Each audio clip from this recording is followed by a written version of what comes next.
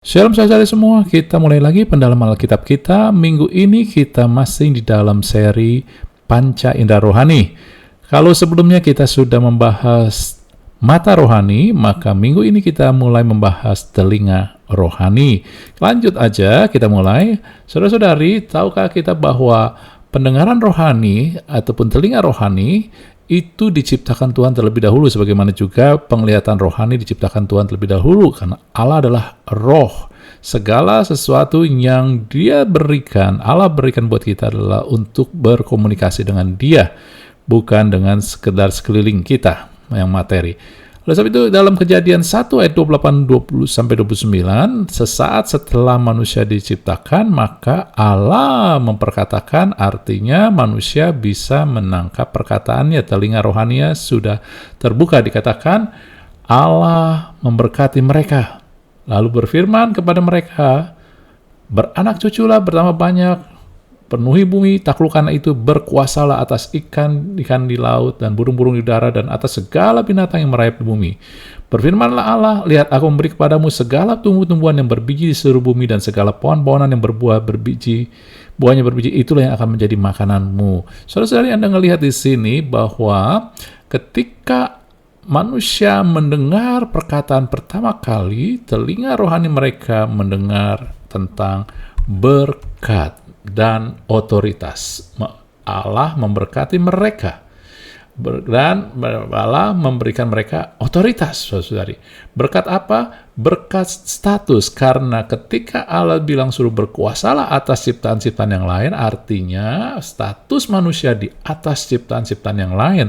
Dan ketika Tuhan memberikan tumbuh-tumbuhan yang berbiji menjadi makanan, itu berbicara tentang berkat atas pemeliharaan.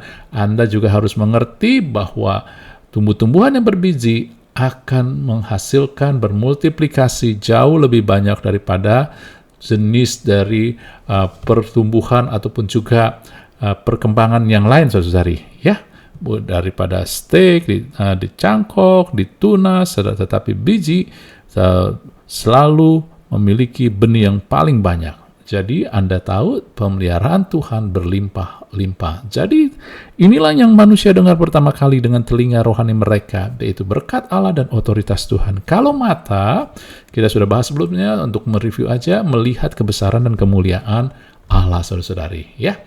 Nah, di dalam Kejadian ketiga ayat 10 kemudian ketika dosa masuk, maka mereka mendengar hal yang lain.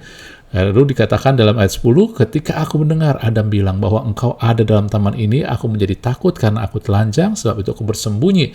Mulailah ketika dosa masuk, membuat telinga jasmani mereka mendengar apa yang dikatakan daripada suara hati, tuduhan daripada si jahat, saudari. Dan masalah itu ketika dia mendengar, bukan mendengar suara Allah yang membuat dia lari, tetapi dia mendengar tuduhan atas kesalahannya. Yaitu ketika Allah datang, dia melanggar, maka dia akan dihakimi. Dan inilah yang buat dia takut, saudari. Ya, kesalahan penghakiman. Kemudian yang terdengar lagi ketika mereka jatuh dalam dosa adalah Hawa mendengar tuduhan. Perempuan yang kau tempatkan di sisiku, dialah yang memberikan buah pohon itu kepadaku. Tuduhan daripada Adam. Lalu kemudian juga di ayat 14, Allah mulai mengutuk ular, saudara, mulai mengutuk tanah. Jadi mulailah mereka mendengar tuduhan. Mereka Hawa merasa direndahkan, dipersalahkan. Kemudian juga keluarlah kutuk. Lalu mulailah dengan bersusah payah engkau akan mencari makananmu. Mulailah bicara tentang pergumulan, pertempuran, saudari. Lanjut kemudian dengan keturunan mereka, Kain, saudara-saudari. Kain, dia ketika persembahan yang gak diterima, hati Kain menjadi panas. Dia mulai mendengar emosinya, dia mendengar iri hatinya. Kemudian keturunan Kain yang seterusnya, saudara, memiliki 2 istri. Ini pertama kali bahwa manusia memiliki 2 istri. Dia mendengar hasrat hati kedagingannya, saudari. Bahkan kemudian dia berkatakan pada istri-istrinya, Ada dan Zila, ada seorang pemuda kubunuh karena telah menghantam aku. Saudara, mulailah mereka mendengar lagi amarah, emosi, dendam, saudari. Dan hari-hari ini masih terus berlanjut. Kita orang percaya yang sudah ditebus, yang sudah dipulihkan pendengaran rohani, masih lebih berfokus pada apa yang diperdengarkan oleh dunia dan juga oleh si jahat. Dunia belum ditebus. Nanti ketika Yesus datang kedua kali, Yerusalem surgawi baru. Tetapi saat ini kita masih penuh dengan suara-suara kesalahan, penghakiman, tuduhan, kutuk, pergumulan, amarah, emosi. Tetapi Anda dan saya telah ditebus Tuhan, maka pendengaran rohani kita sudah dipulihkan. Sebab itu mulailah kita bukannya nggak baca berita, tetapi mulailah mendengar firman-firman yang membangkitkan kasih Tuhan, kuasa Tuhan, kemuliaan Tuhan lewat berkat yang Tuhan sediakan itu dan otoritas yang Tuhan percayakan pada kita, saudari. Amin. Salah satu otoritas itu bukan hanya otoritas terhadap iblis, tetapi otoritas terhadap emosi-emosi kita, saudari. Anda dan saya telah memiliki otoritas itu untuk menguasai diri, karena itu adalah salah satu daripada buah roh, saudari. Amin. Ya. Nah, kemudian kita juga belajar bahwa ketika telinga jasmani, saudara sadar enggak, perlu udara untuk mengalirkan gelombang suara supaya bisa didengar oleh telinga kita. Jadi dengan kata lain, ketika ada suara di ruang hampa, Anda dan saya nggak bisa dengar. Kalau mata kita sempurna, retina kita sempurna, tetapi ketika nggak ada cahaya, kita nggak bisa melihat apa-apa. Demikian juga telinga. Telinga Anda dan saya sempurna, tetapi tanpa udara di ruang hampa, kita nggak bisa dengar apa-apa. Karena udara lah yang mengalirkan gelombang suara sampai pada gendang telinga kita. Dari gendang telinga diubahkan, saudara, menjadi signal-signal yang bisa dimengerti oleh otak kita. Demikian juga telinga rohani memerlukan medium, saudara-saudari. Mediumnya apa? Firman Tuhan dalam Yohanes 14 ayat 26, saudara. Perkataan Yesus katakan begini, tetapi penghibur, yaitu Roh Kudus yang akan diutus oleh Bapa dalam namaku, dialah yang akan mengajarkan segala sesuatu kepadamu dan akan mengingatkan kamu akan semua yang telah kukatakan kepadamu, kuperkatakan kepadamu. Dengan kata lain, Roh Kuduslah medium yang mengantarkan, yang mengingatkan, yang memperkatakan perkataan Allah.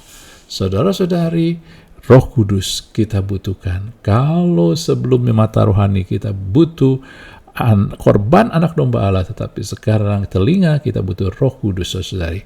Ya, ini juga sesuai dengan apa yang dikatakan dalam Wahyu 2 ayat 72. Siapa bertelinga hendaklah ia mendengar apa yang dikatakan Roh atau Roh Kudus kepada jemaat.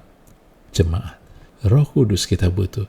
Namun sama seperti hal yang jasmani, kita punya udara yang sempurna, ada gelombang suara, ada medium udara yang mengantarkan gelombang suara itu.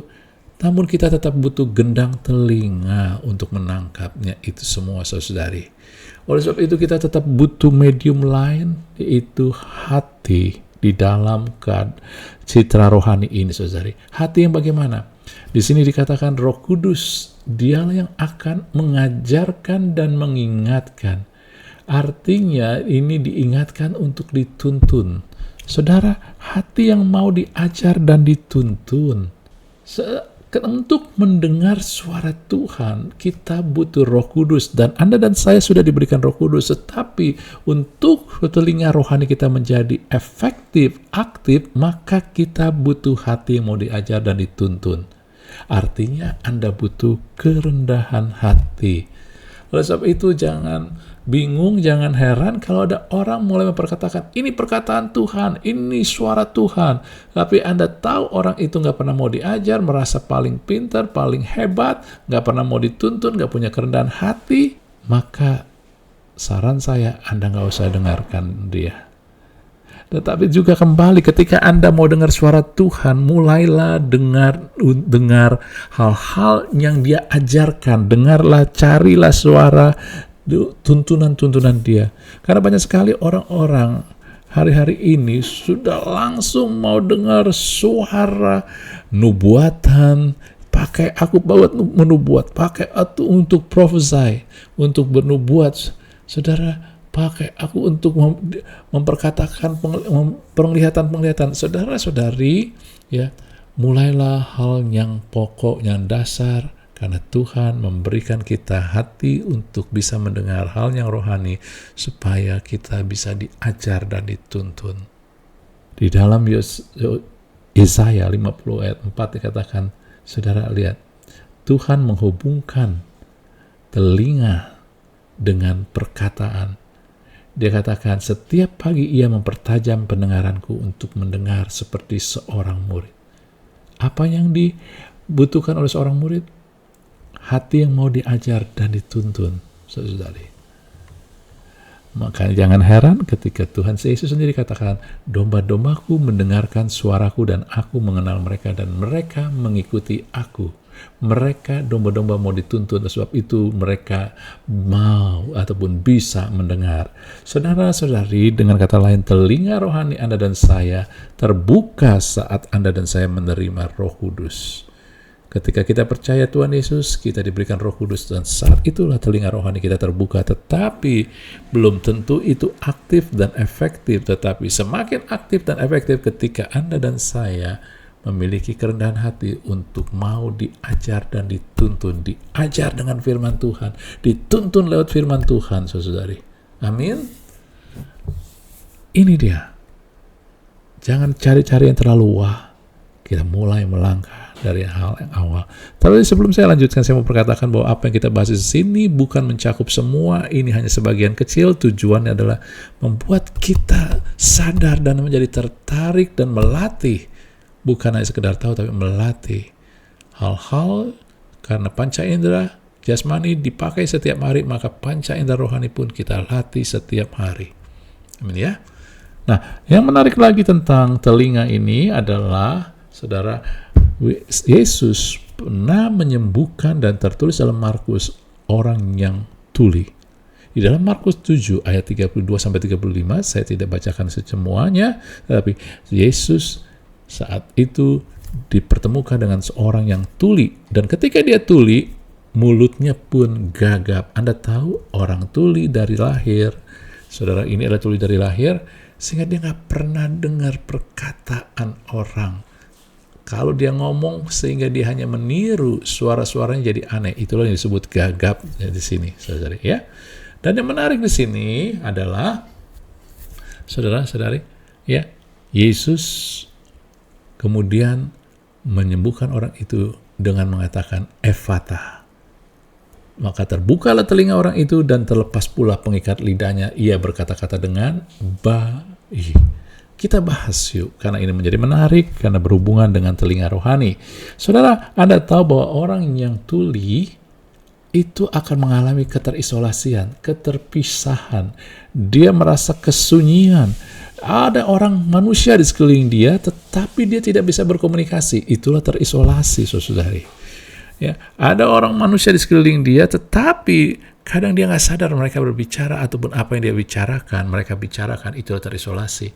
Akhirnya orang-orang yang tuli ini akan membuat ide, gambaran, cara dia mengerti sendiri yang kadang membuat mereka melihat sesuatu berdasarkan pengertian sendiri yang mereka buat, sehingga kadang nggak tepat, kadang jauh dari yang benar, saudari.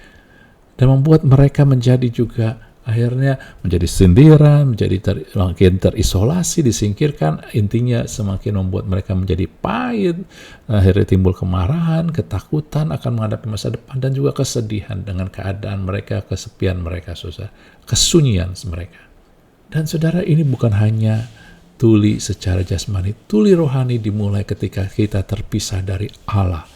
Dan Allah adalah kasih. Ketika kita tidak menyadari kita dikasihi, orang-orang yang tuli rohani, tidak bisa mendengar secara rohani, adalah orang-orang yang belum mengerti dan mengalami kasih Allah. Masih terpisah dengan kasih Allah. Ketika dia terpisah dengan kasih Allah, maka dia membuat ide, gambaran, pola pikir dari dunia dan pengertian logika manusia sendiri yang akhirnya sama, menimbulkan kepahitan, kemarahan, ketakutan, kesedihan. Saudara, ciri kita mendengar ataupun kita tuli rohani adalah ketika kita mulai lebih banyak pikiran kita dipenuhi dengan kebencian. Kebencian terhadap orang lain, kita mulai mencari-cari kesalahan orang lain dan menghakimi. Anda dengar ketika dosa masuk, mereka mulai saling menghakimi. Lalu ada kalanya kita timbul putus asa, kita masa depan kita merasa suram, nggak tahu apakah kita bisa punya kemampuan, kekuatan untuk menghadapi tuntutan-tuntutan. Akhirnya kita hilang percaya diri dan berpikir hidup ini, ya, dari kita nggak sanggup hadapin saudari. Inilah menunjukkan kita sedang tuli rohani. Kenapa? Karena Allah, telinga rohani kita dibuka Allah untuk mendengar tentang berkat dan otoritas tadi. Amin. Nah, kita akan menarik bahwa bagaimana Yesus menyembuhkan orang yang bisu ini. Dikatakan tadi di ayat 33, sesudah Yesus memisahkan diri dari orang banyak. Saudara-saudari, tadi dia terisolasi di suara, sekarang Yesus mengisolasikan dari manusia. Tujuannya apa? Bisa berdua dengan Yesus. Ketika mereka berdua, Yesus mulai melakukan. Ya, yang di sini saya mau menarik perhatian Anda adalah Yesus mulai memperkatakan Ephata. Tuhan bukan menyuruh mendengar. Kan biasa kalau orang sakit, lumpuh, berjalan, gitu kan? Karena dia selama ini nggak bisa jalan. Kalau selama ini nggak bisa dengar, Tuhan harusnya ngomong mendengar, tetapi dia nggak ngomong mendengar. Ephata, terbuka. Lalu yang terjadi bukan hanya telinga terbuka, tetapi lidahnya yang terikatnya nggak bisa ngomong, gagap.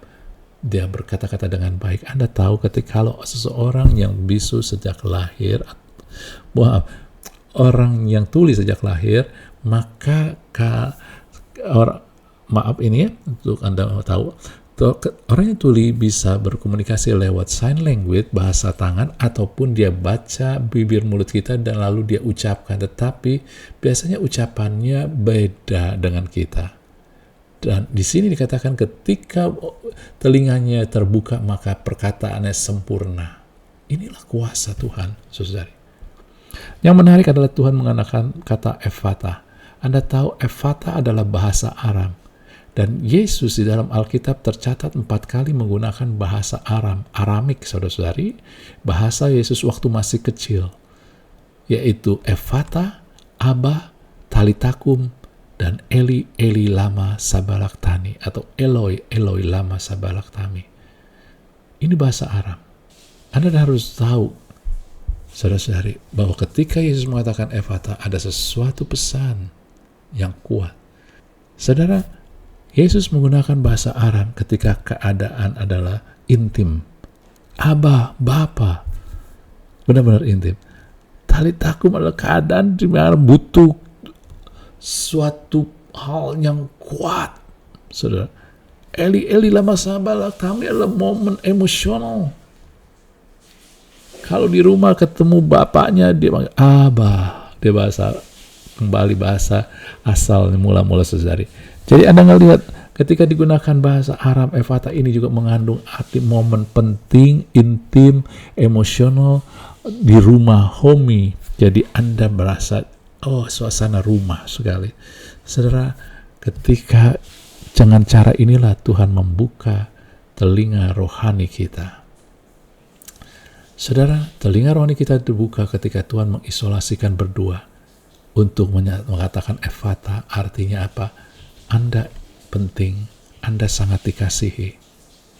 Karena ketika Tuhan memakai bahasa Aram di dalam Alkitab, itu adalah mau juga menyangkut momen Abba, hubungan yang intim, ya, dan juga penting, saudari.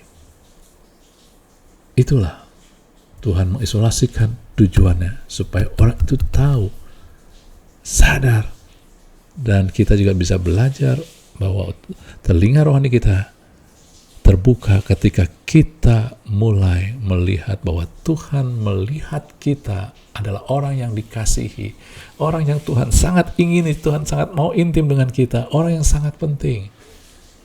maka terbuka, efektif. Dan Tuhan katakan di sini, Tuhan bukan kata mendengar. Kalau kata mendengar artinya itu kemampuan kita mendengar, kemampuan dari kita. Tetapi ketika kata terbuka itu kata perintah, karya Tuhan. Saudara-saudari, banyak orang salah kaprah, tapi Anda harus dengar di sini. Saudara, telinga rohani Anda sudah diberikan kemampuan. Anda nggak perlu berusaha untuk mendengar, tetapi percaya telah diberi kemampuan mendengar suara Tuhan.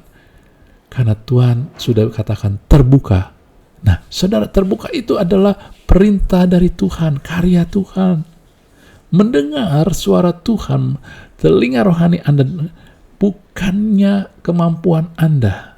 Jadi kalau kemampuan Anda harus berusaha, tetapi kalau bukan, Anda nggak usah berusaha, tetapi yang Anda butuhkan, Anda dan saya perlu percaya bahwa Anda sudah diberi kemampuan mendengar suara Tuhan. Karena banyak hari-hari ini orang-orang mengajarkan bagaimana mendengar suara Tuhan. Saudara, Anda sudah diberikan kemampuan mendengar suara Tuhan. Yang dibutuhkan adalah percaya, latih, dan latih. Saudara-saudari, hasilnya akhirnya adalah mulut Anda penuh kuasa.